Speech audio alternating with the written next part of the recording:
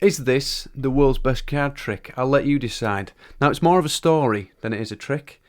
And I know I play around with the truth quite a lot on this channel, but this is a true story. This genuinely happened, and we'll get to the end of it and you go, yeah, fair enough. He's got no reason to lie about that. So, this story takes place about 10 years ago, roughly 10 years ago. So it puts me about year 9 of school, okay? Now, that age-wise, I'm about 13, 14, something like that.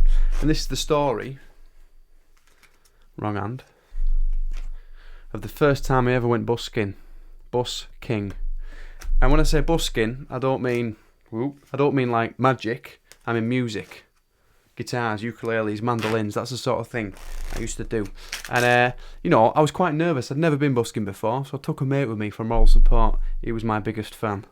He was a bit of a bad omen, really. I'd known him 7 years, but it was always a surprise, because at the end, it turned out his name was Damien, and he had a tattoo on the back of his head of 666. He didn't really. I just had to get rid of the sixes. Anyway, we're about to set off, me and my mate, Damien. We're going to go into town.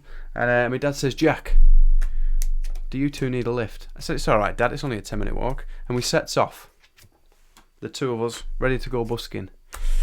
Now, I'm feeling a bit nervous. I've never been busking before. My heart's beating. It's a hot day. I'm sweating. And about 5 minutes into the walk, I could feel a fart coming along.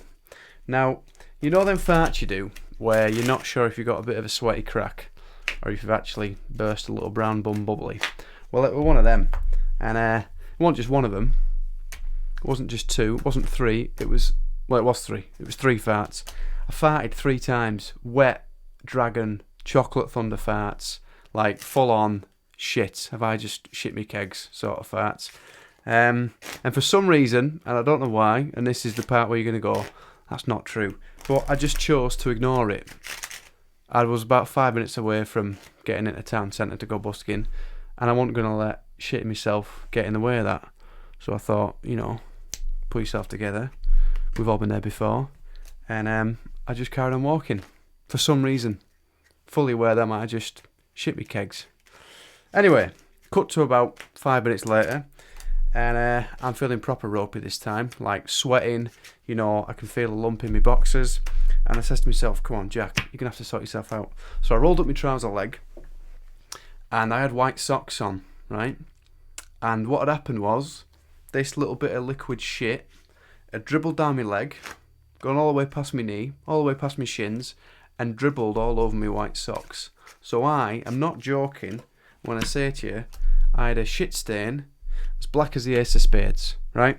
Honestly, worst day ever to wear white socks, put it that way. So, we're getting to the point. I showed my mate, he says, you big girl, what are you doing? First time busking, you've shat your all full. I couldn't deny that. He walked off and left me there in the middle of town having shit me kegs. So I rang up my dad. I says, Dad, look, I've had an emergency. I need you to come pick me up. He said, son, if you've had an emergency, ring 999. I says, Dad, no, seriously, I'm not joking. I've had an emergency. I need you to come pick me up. He says, Jack, I know what you're like. You're a joker. It's the first day of the 4th month. It's April Fool's. I says, Dad, it's 4:05 in the afternoon. April Fools don't count anymore. I need you to come pick me up. He says, right, what's happened? I says, look, it's a bit embarrassing, but I've shit myself. I was meant to go busking, and I've AP's arse piss down my leg. He starts laughing, because that's my dad. He's Yorkshire, and that's the funniest thing ever, picturing his son in the middle of town having shit his kegs.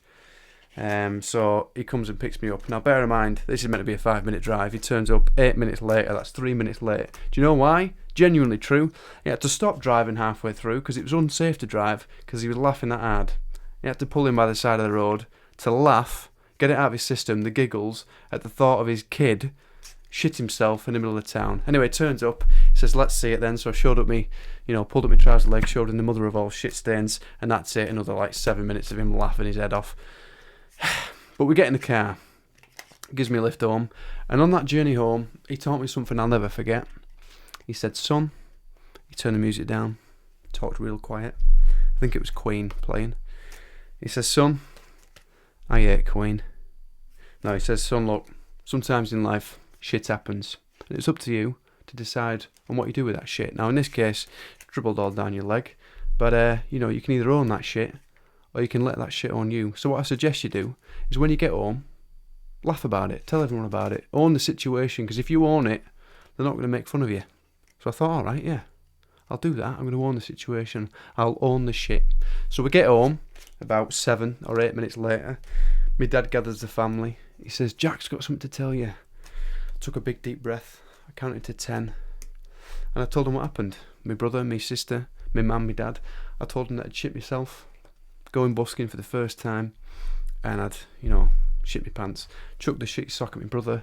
And we laughed about it, and that was that. And I went to school the next day, a new man. And first thing in the morning, about 8 o'clock, I gathered all my mates, all 2 of them. And I told them what happened. Same story, shit myself, first time busking, brilliant. Except for they then told the entire class, who then told the entire school year. And before you know it, the entire school knew about it. So for the next 7 years, all throughout sixth form and school, I was known as Spongebob Shit Pants. Spongebob Shit Pants. Everyone used to call me it, including my grandma, who lives in a pineapple and shits in his pants. Little old Spongebob here.